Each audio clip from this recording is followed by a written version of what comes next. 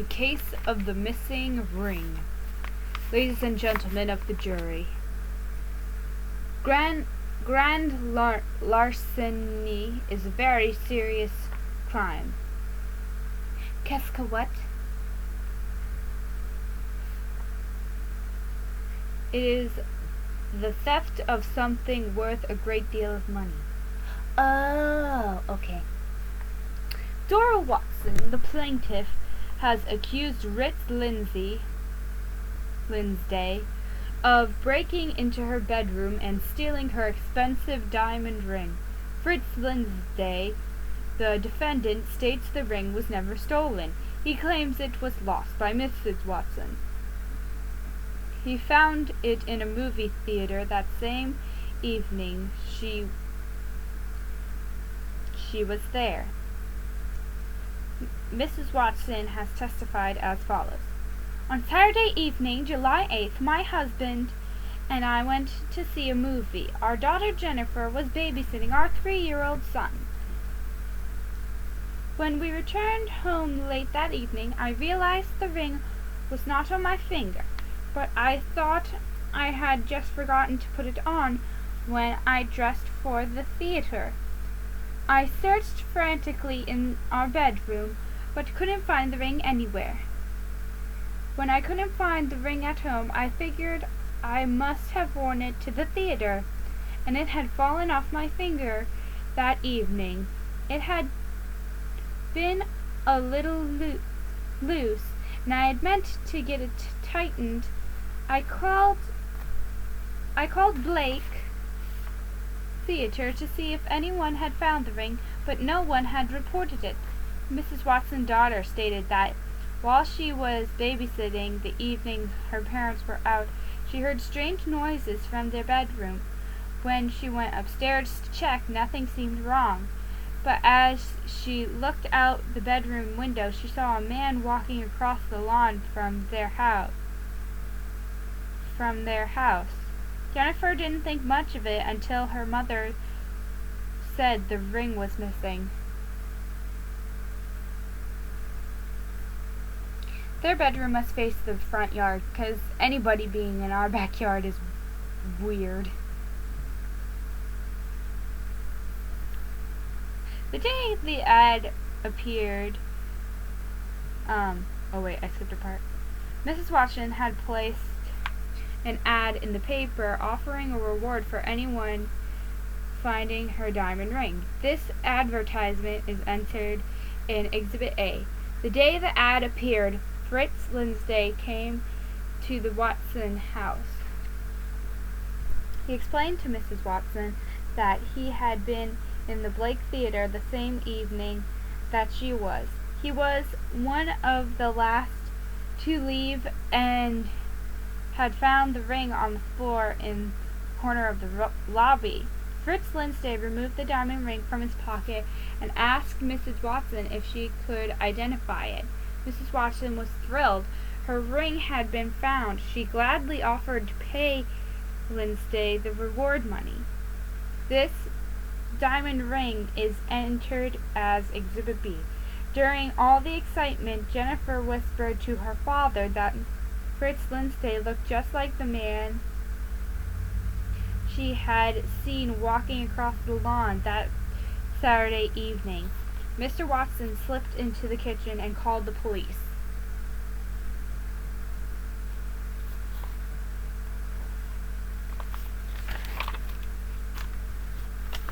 While Fritz was still at the Watson homes, the police arrived.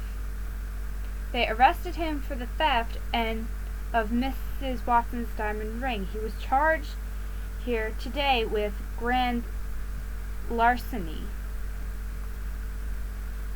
The lawyer for the defense claimed that the identification of Fritz Lindsay was a case of mistaken identity. At the time Jennifer looked out the bedroom window, it was very late at night. It would have been difficult to see clearly the person who was in the backyard. Fritz Lindsay testified as follows. I was nowhere near the Watson house that night. When I saw the ad in the paper, I thought it might be talking about the ring I found. I was only trying to do a good deed. Mr. Lindsay provided proof that he was at the theater the same night as Mr. and Mrs. Watson.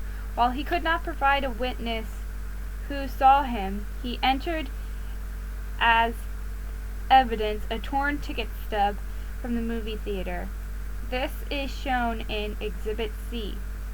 The management of the Blake Theater acknowledged that the stub was from a ticket purchased on the same Saturday the Watsons went to the theater, but they were unable to verify the exact time it was bought. Fritz Lindsay continued his testimony. When the movie was over, I stopped at the vending machine to buy some candy, and as I was eating it, I saw something shiny in the corner. To my surprise, I discovered it was an expensive ring. The manager of the theater wasn't around, and I didn't want to leave it with anyone else, so I took the ring home. I never stole any ring. I found it in the theater, and that reward money is mine. Ladies and gentlemen of the jury, you have just heard the case of the missing ring. You must decide the merits of Dora Watson's accusation. Be sure to carefully examine the evidence in Exhibits A, B, and C. Did Fritz Lindsay steal Mrs. Watson's ring, or did he find it at the Blake Theater? I'm thinking he found it at the Blake Theater. Just seems to make sense. But what do you guys think? Comment below. Alright, let's see here.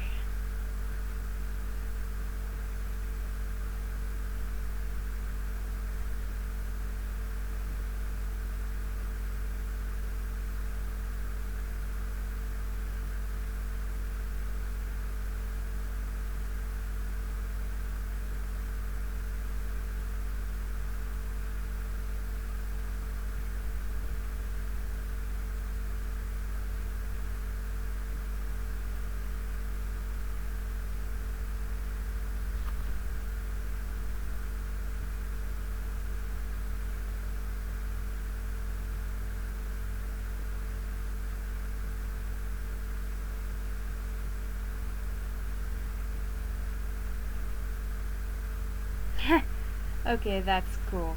The ad right below the reward is a reference to Pinocchio. So that's pretty cool. Okay, here's the ring in question. I'm not sure how that's gonna do us any good.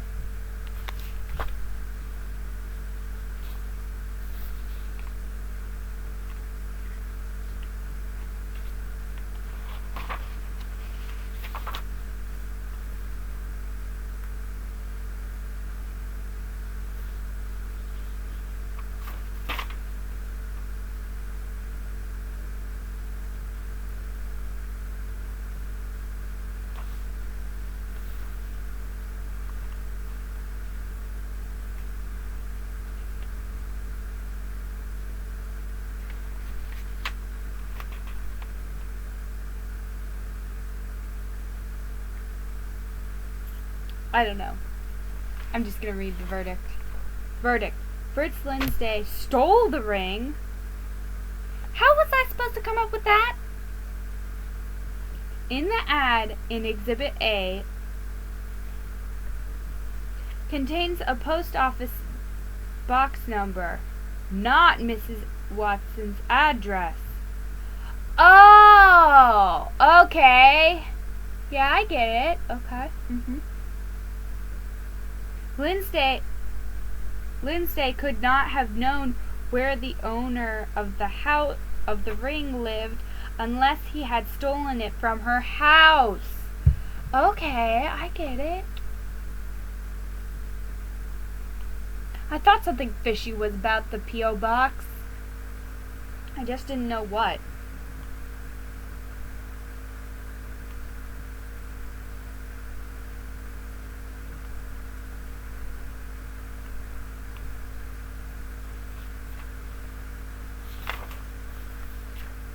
The case of the broken display case. Ladies and gentlemen of the jury, when a person on trial for a crime cannot be positively identified, then the court may rely on circumstantial evidence. Circumstantial evidence is a group of facts that can lead the jury to decide if a person is guilty or innocent. There must be enough evidence to prove a person guilty beyond the shadow of a doubt.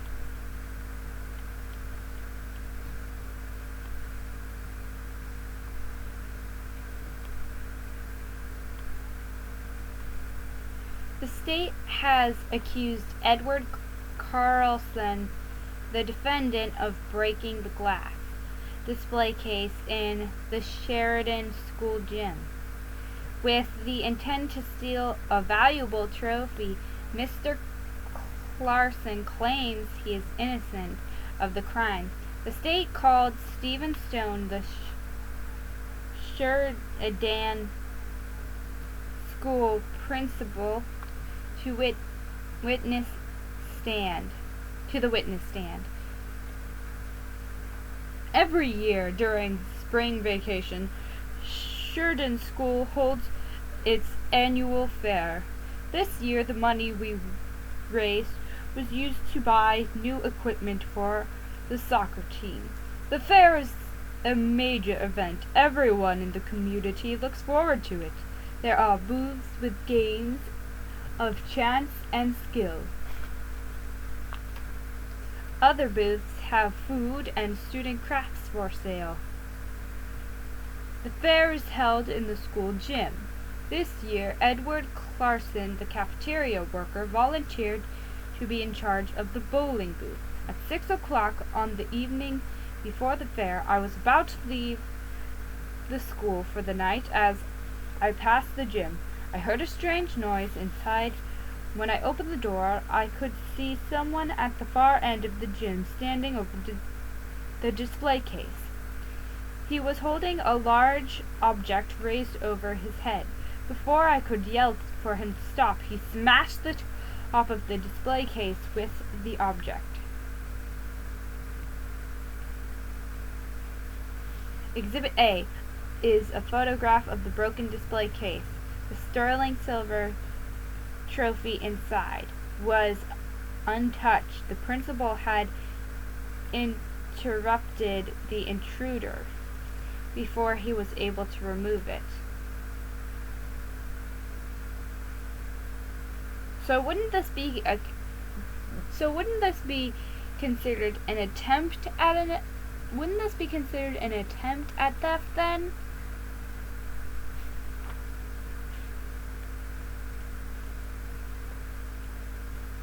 At 6 o'clock, the principal continued his testimony. I chased the intruder, and he ran into the boys' locker room. I was right behind him. From the locker room, he ran into the gym office and then out the rear door. He was running too fast for me to catch him. The principal was unable to see the face of the intruder, but he described him as male, approximately 6 feet tall, and wearing a white t-shirt, dark pants, and sneakers. The principal returned to the gym office.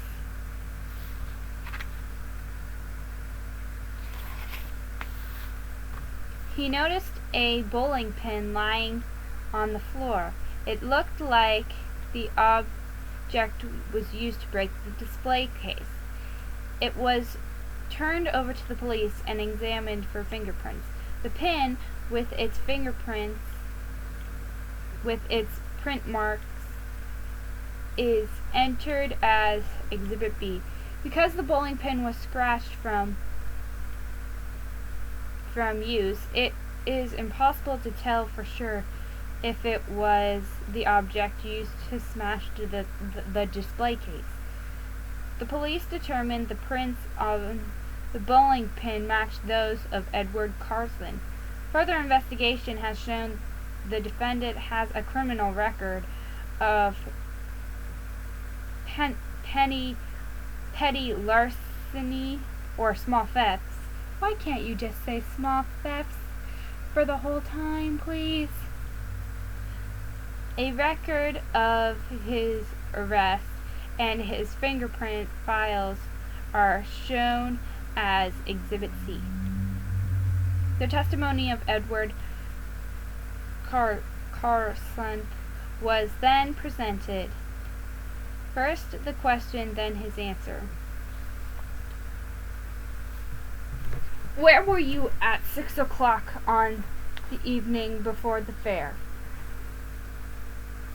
I was setting up the bowling booth and left school around 4 o'clock. At 6 o'clock, I was in my apartment watching television. Was there anyone who can verify that you were in your apartment at the time in question?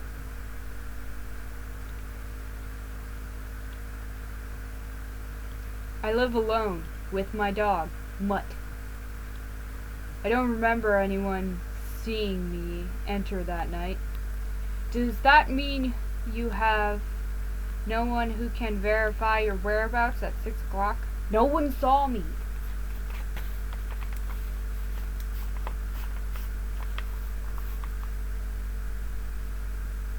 How do you account for your fingerprints on the bowling pin? Sure, they are my prints.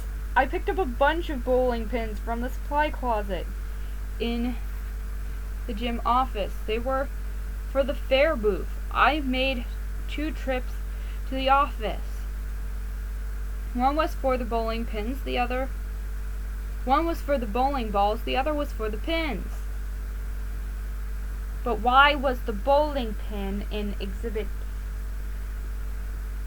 B found on the gym office floor? My arms were full. I must have dropped one while I was carrying them to the gym. If you dropped a bowling pin, why didn't you pick it up? I never actually heard a pin fall. But one must have dropped. That's the only way I can explain it being on the office floor. There was a banging and a sawing going on in the gym. Other people were setting up their booths. There was too much noise to hear a bowling pin drop. The defense claims that since the principal never saw the intruder drop a bowling pin as he chased him, there was no way to prove the pin on the office floor was the object used to break the display case. The state claims that since the bowling pin found on the office floor bears fingerprints of Edward Carlson, then it's logical to conclude that he was the intruder, that he dropped the pin, and he was chased by the principal.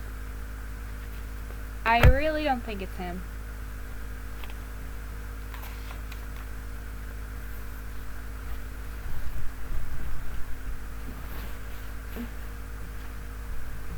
Ladies and gentlemen of the jury, you have just heard the case of the broken display case. You must decide the merits of the state's claim. Be sure to carefully examine the evidence in Exhibits A, B, and C. Did Edward Carson, the person who smashed the display case, or is the intruder someone else? I really think it's someone else. I don't think it's him. It'd be too easy.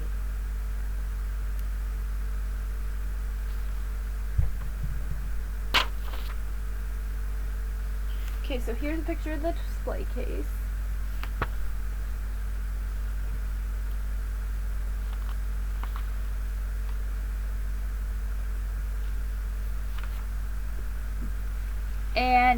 Here's the pin and the fingerprints. Now, right off the bat, if I were going to break into a display case with a bowling pin, personally, I would grab the smaller end and use the bigger end to smash it.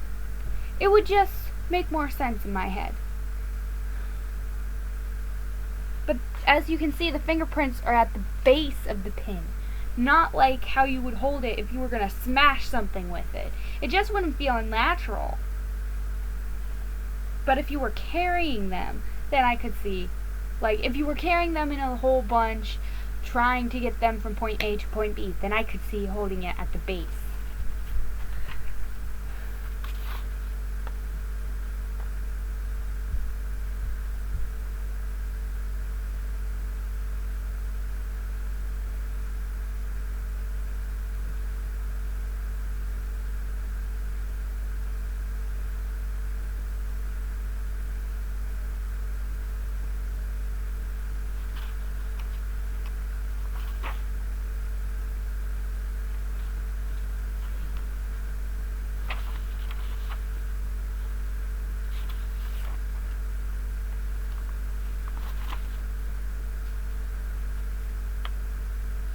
Yeah, but as you can see, it is confirming on this evidence page that those are his fingerprints. But I really don't think it's him. It'd be too easy, like I said. And also, it doesn't make sense that the fingerprints are at the base of the pin. If you were going to smash something, you'd go with the heavier side. It just doesn't feel right.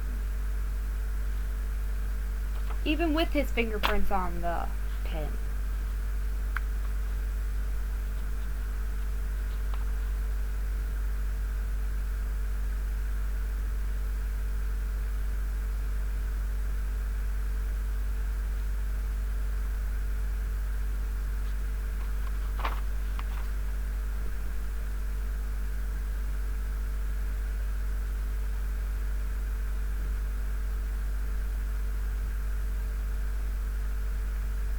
You know what I find weird? The fact that everything inside the display case doesn't seem to be moved at all.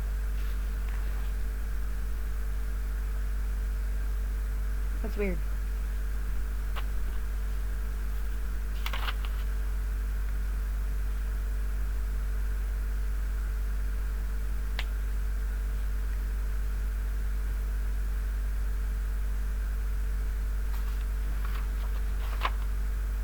Let's read the solution. But before I do, post your thoughts down below in the comments. Edward Carslin was not guilty. I knew it! I knew it. The fingerprints in Exhibit B show how Carson had grabbed the bowling pin. He held the wide part of the pin. If the bowling pin had been used to smash the display case, he would have grabbed it by its narrow neck. Yes! Yes! Holding the pin upside down. You don't even have to look at Exhibit C to know that.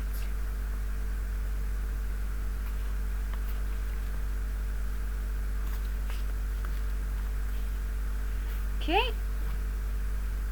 The case of the mysterious fire. Ladies and gentlemen of the jury, when a fire occurs, the question logically arises. Was the fire accidental or was it on purpose? Perhaps to collect insurance money. That is the question presented to you today. Brenda Taylor, a plaintiff, seeks to collect in insurance because her jewelry store was badly damaged by fire. Write-up insurance company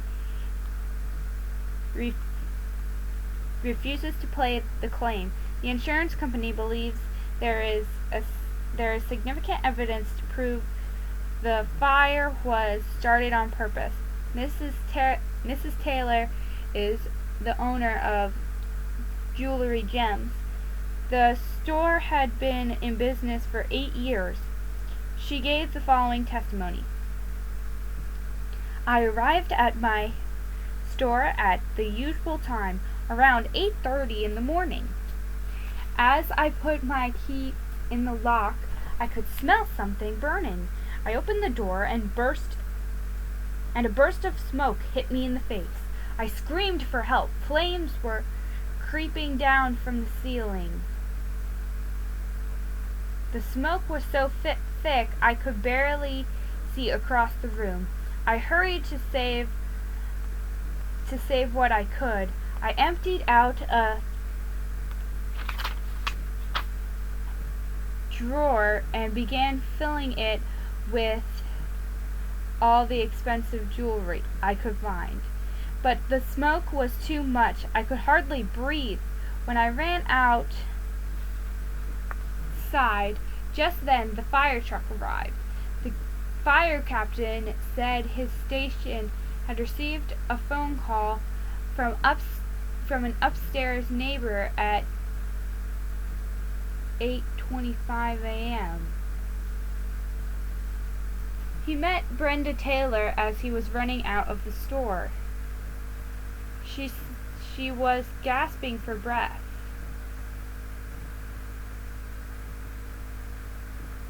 As he took the drawer from her arms, she collapsed on the sidewalk. The captain comforted Mrs. Taylor while the men went inside. A half an hour later, the fire was under control, but the damage was already done. The fire had been burning for hours. The display cases and the shelves were badly damaged.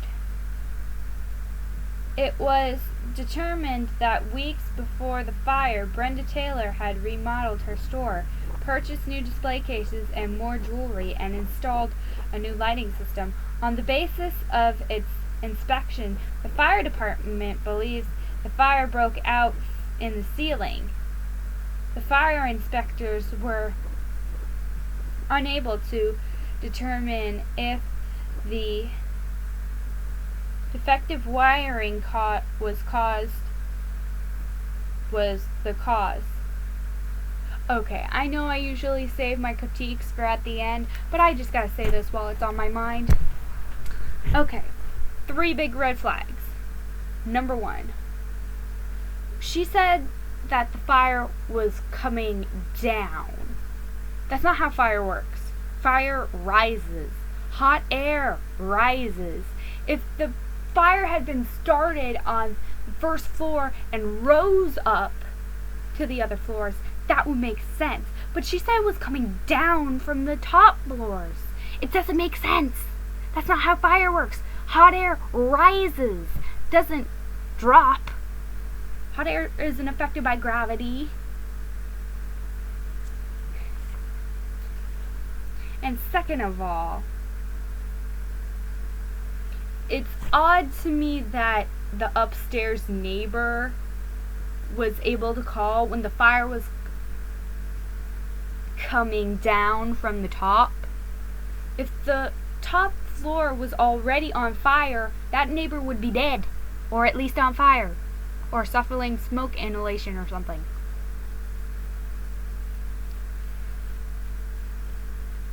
And thirdly, why would she go through all the trouble of renovating if she was just going to burn down her store? It doesn't make sense. Nothing that she's saying none of this is making any sense. It's like I got 2 things that contradict her story, which I don't know if they would take into consideration making a children's book, and another thing that contradicts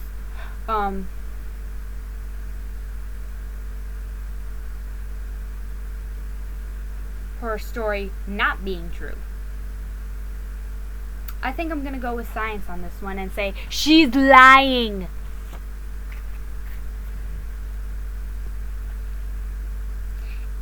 Exhibit A is the fire department report. It describes the heavy damage done by the fire. And I bet you it doesn't say any fire damage in the first floor. Because if there is fire damage on the first floor, then there couldn't be fire damage on the top floor as well. It just doesn't make sense, science-wise. If the fire started at the base of the building and was heading up, then the bottom of the building would If the fire had started at the base of the building and was working its way up, then it would make sense if the neighbor upstairs called in, because they would see the flames coming up from downstairs. They probably wouldn't be able to get out, so they would call for help.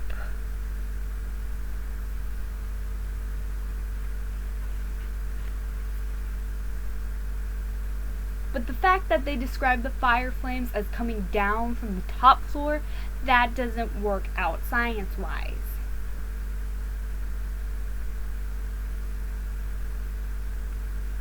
Exhibit B.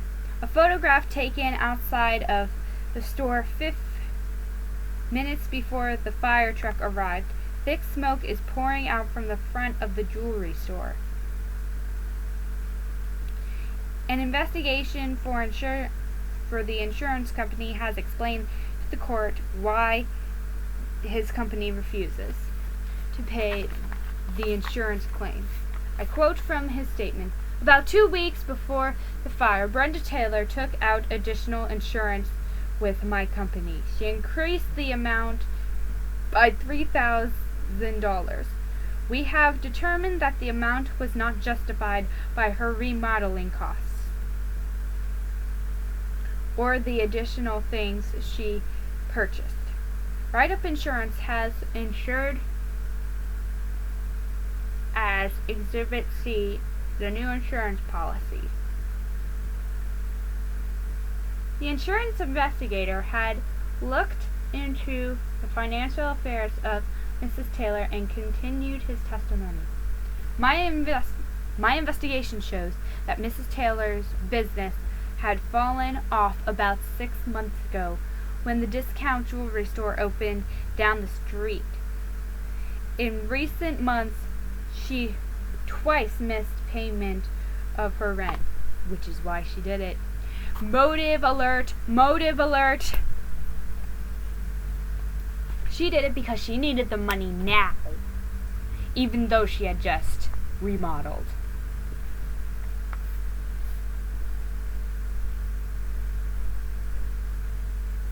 She told the landlord she could not afford to pay because her business was so bad. According to the landlord, Brenda Taylor tried to break her rental lease, claiming the discount store was forcing her to go out of business. Okay, it probably wasn't forcing her out of business. I mean, one store ain't gonna... Honestly, if one store can force your business out of business, then your stuff is probably not that quality anyway. And dang, do I look pale.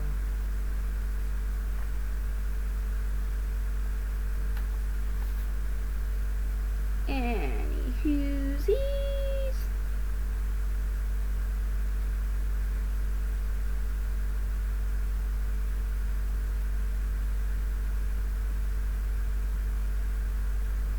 We further learned that Mrs. Taylor had a meeting with the real estate agent in the next town. She told him she was interested in space to open a new store. She's trying to avoid paying her landlord. So she's getting the money and getting out of town. Classic criminal stuff. If she's not the culprit, I'm gonna be dumbfounded, because there's all this evidence stacking up against her. So much evidence. We find it suspicious that Mrs. Taylor would remodel her store while looking for a different location at the same time. Yeah, that is kind of weird, but maybe she didn't know when she was remodeling the store that she would need money to pay her landlord right now.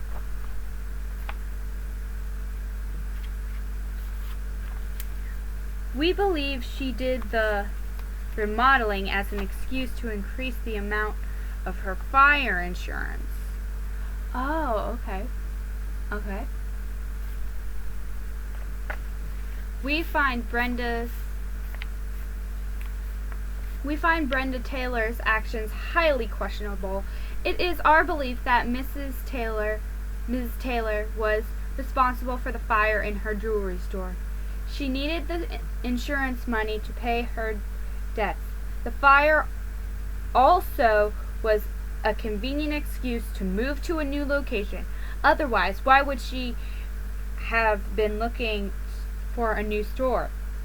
In view of the excessive amount of Brenda Taylor's new insurance policy and her suspicious activities in the weeks prior to the fire, my company refuses to pay the claim.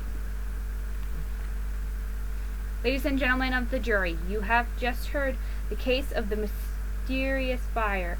You must decide the merits of Brenda Taylor's claim. Be sure to carefully examine the evidence in Exhibits A, B, and C. Did the fire break out accidentally, or did Brenda Taylor start it? She totally started it. The amount of evidence is overwhelming. But let's look at Exhibit A and C anyways. Okay, here's Exhibit A.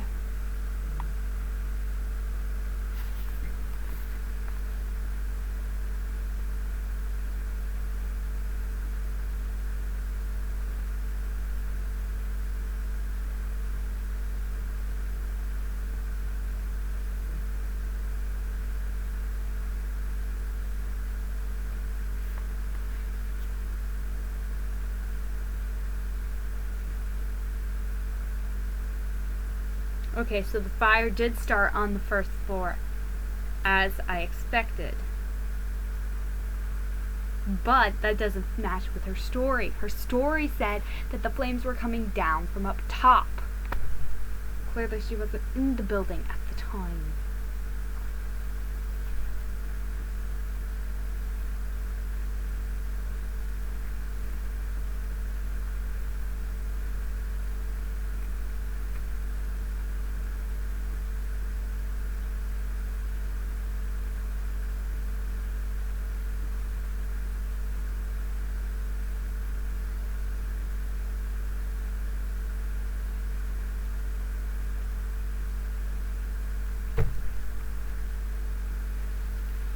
Something doesn't add up.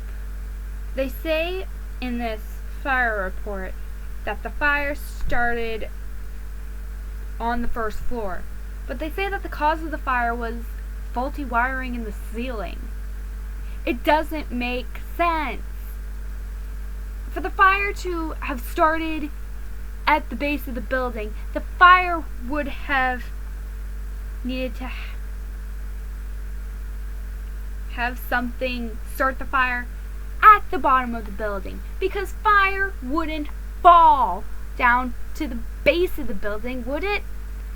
Because hot air rises.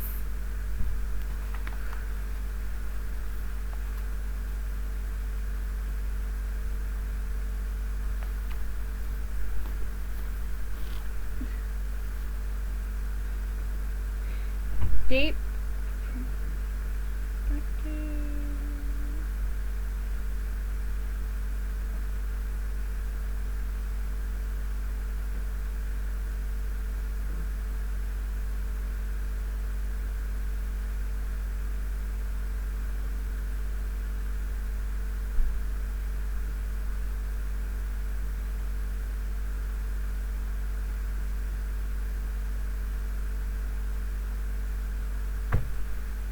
I'm gonna have to disagree with the people that wrote out this report, because it just doesn't make sense. Something is wrong here. Either the fire had to be started at the top of the building, or it had to be started at the bottom of the building. You can't have it both ways.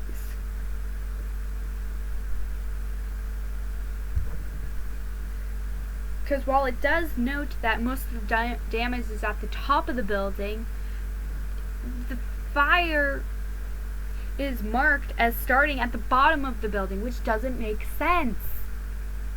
Because hot air rises, like I keep saying.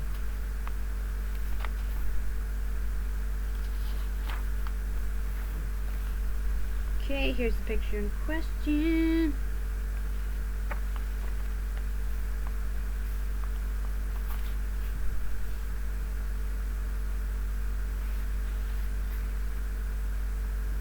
She's awfully clean and tidy for just being in a burning building.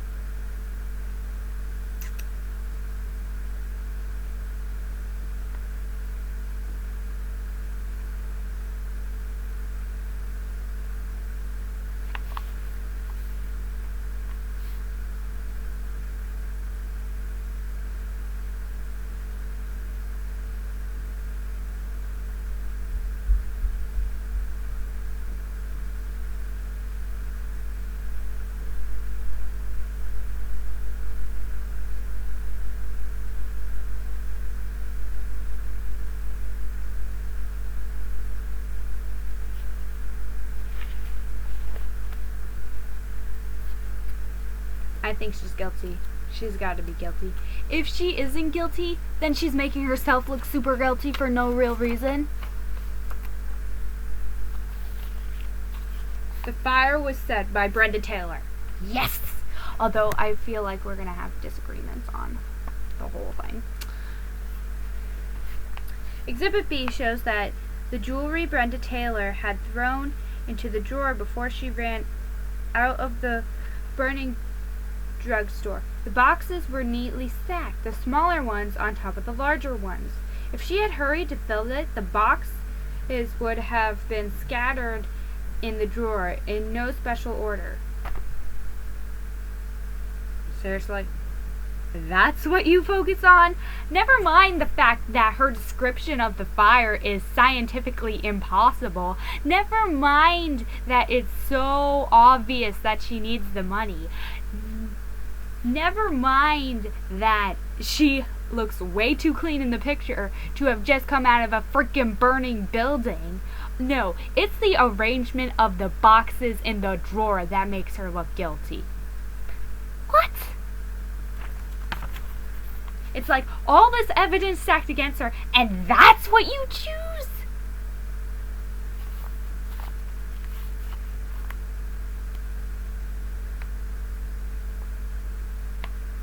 Taylor packed the drawer with the jewelry before she set the fire to the store. She left, then returned to save the valuables when the fire had began to rage. Lame.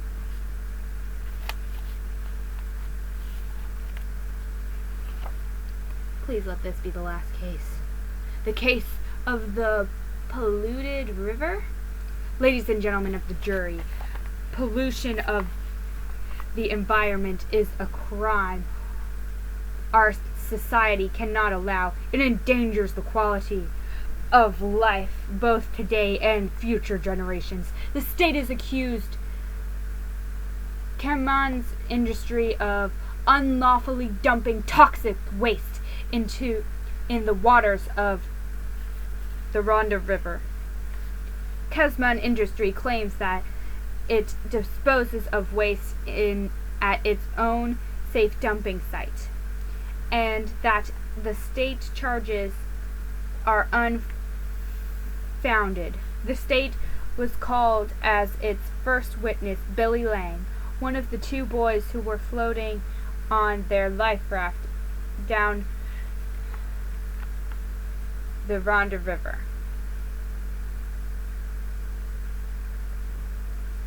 My friend and I had just built the raft. We thought it would be fun to have a summer camping trips along the banks of the Rhonda River. The day after school was over. That is weird, worded so weirdly. Can I just say that? That is worded so weirdly.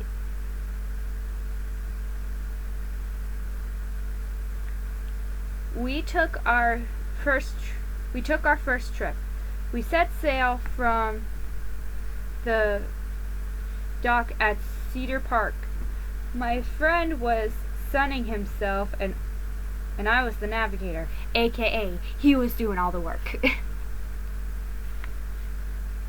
We were drifting along for about 15 minutes. I was looking into the water to see how far down we could see. All of a sudden, I saw a dead fish float by our raft. I don't like fishies. Well, I don't like to see dead fishies before, their food. If that makes sense. I don't like to see animals dead right there, roadkill and stuff, but I do eat meat. Because, our body needs the nutrients of meat to survive. Yes, there are people out there that get their protein from other places, but meat's delicious, and I like it, so yeah.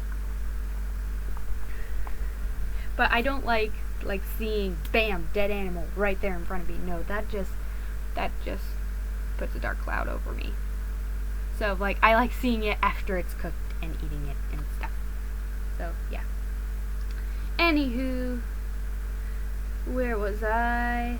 As we drifted downstream, I spotted another dead fish, and then another.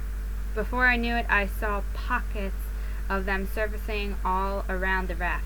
I grabbed one of the fish and pushed the raft toward shore. I thought the police should know what I found. As I neared the shore, I saw this empty barrel floating in the water. My friend helped me pull it onto the raft. You mean Mr. Do Nothing? Exhibit A is a cardboard barrel. A cardboard barrel? Huh? They make barrels out of cardboard? I thought they only made barrels out of wood. Shows what I know. Found by Billy Yang. The label clearly shows. Oh, so it's probably it's probably those containers that oatmeal or grits come in. It's probably not actually a real barrel. Anyway, the label clearly shows it contains dendrite, a hazardous chemical. I don't remember that from the periodic table.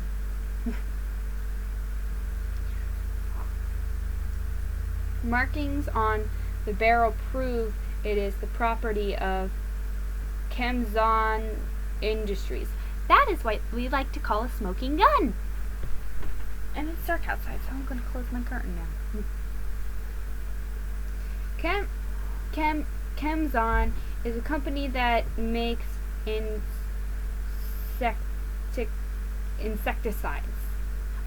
The poisonous chemical dendrite is a waste product that is left over after the insecticides have been made.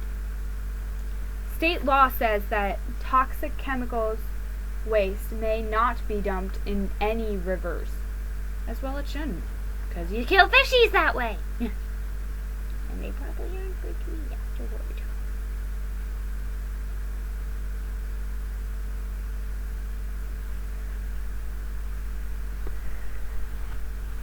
Anyway,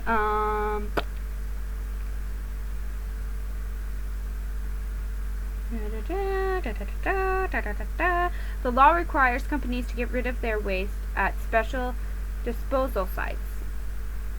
The law was passed because companies were using the Rhonda River for dumping waste. Local fishermen complained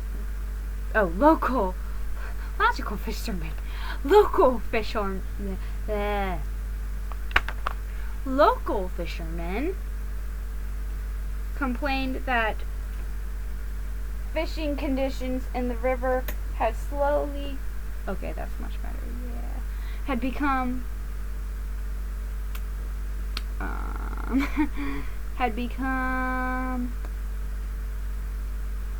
lost my spot. Had slowly become worse over the years. Before the law was passed, companies would drive trucks to an inlet along the river. They would empty barrels of chemicals into its waters.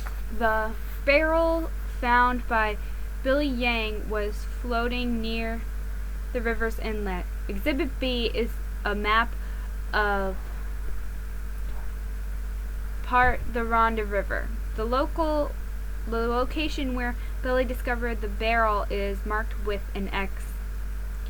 Fred Chesterton, the vice president of Kemerson was called to testify. First the question, then his answer. Has your company ever dumped chemicals into the Rhondda River? Yes. We used to do it by the inlet, like everyone else. There was a road leading to the water. That was before the state passed the new law. Now we take our waste to our own disposable site. How often do you do this? About every 2 weeks. Our own site is just outside of town. Exhibit C is a photograph of the Kemerson waste site. Isn't it true that your waste site is nearly filled and that your company has been trying to find land for a new one? Yes. But we can still use our site for several months before it's full. How do you account for the barrel found in the Rhondda River? I don't really know. It could have been an accident. Maybe when our truck was taking the waste from our plant to our dumping site, one of the barrels accidentally fell off the truck and rolled into the river. It could have floated to the inlet. Our loading dock is at the rear of the plant near the river. But the top of the barrel was missing. Aren't the barrels closed before they are loaded on your truck? Yes, they are, but it wouldn't take much for the top to fall off. We reuse the barrels and the tops don't always fit tightly. The state feels that the death of the fish in the Rhondda River was not caused by a single barrel of chemicals. Rather, it was the result of frequent use of the river as a dumping ground. The state accuses Kemerson Industries of regularly dumping dendrite into the water because their waste site was nearly full. The state claims that while someone from Kemerson was pouring the chemicals into the water by the inlet, the barrel accidentally fell into the river. It accuses Kemerson Industries of willfully violating the pollution law. Ladies and gentlemen of the jury, you have just heard the case of the polluted river. You must decide the merit of the state's accusation.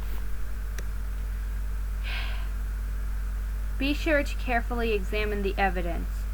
Exhibits A, B, and C. Did Kemerson Industries purposefully dump toxic waste into the Rhondda River, or did the barrel accidentally fall off the truck at its plant? Now, in the real world, what they would do is they would probably test the water at the river to see what exactly is it. Like, they tell you that it has this chemical in it, but does it really? I mean, they never say, oh, we tested the water and it had that stuff in it. Like, they just tell you that that chemical is in it. Like, they never tested it, I feel like. I feel like if they tested the water, they would have more of a leg to stand on whether they did it or not.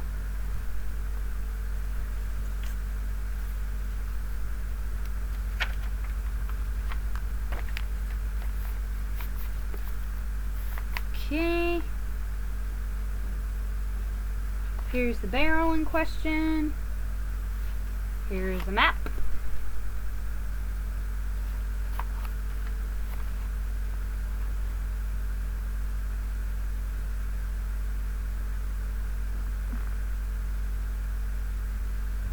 Yeah, there's no way it could have fallen off the truck. Looking at this map.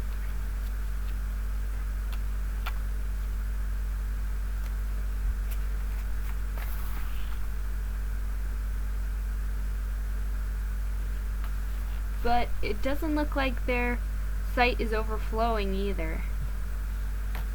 So there's one thing in favor of and there's one against. That's what they said.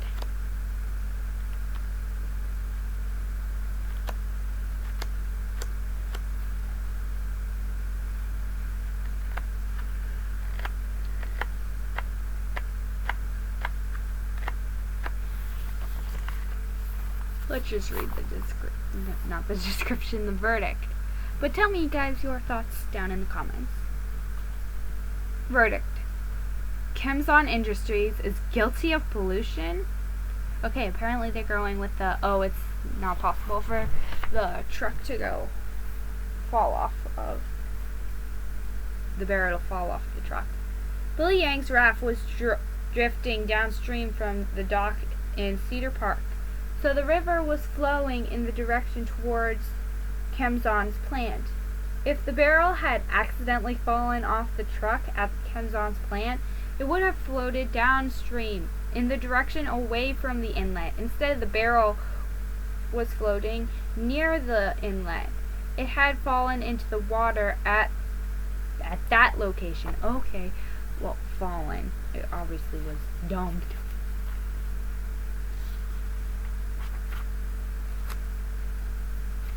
Okay, well, is this the last one? I hope so, because I'm really getting tired with these. Okay, the case of the broken fishbowl. Ladies and gentlemen of the jury, the person who is found at the scene of a crime is not necessarily a criminal. Keep this in mind as you decide the case before you today. The crime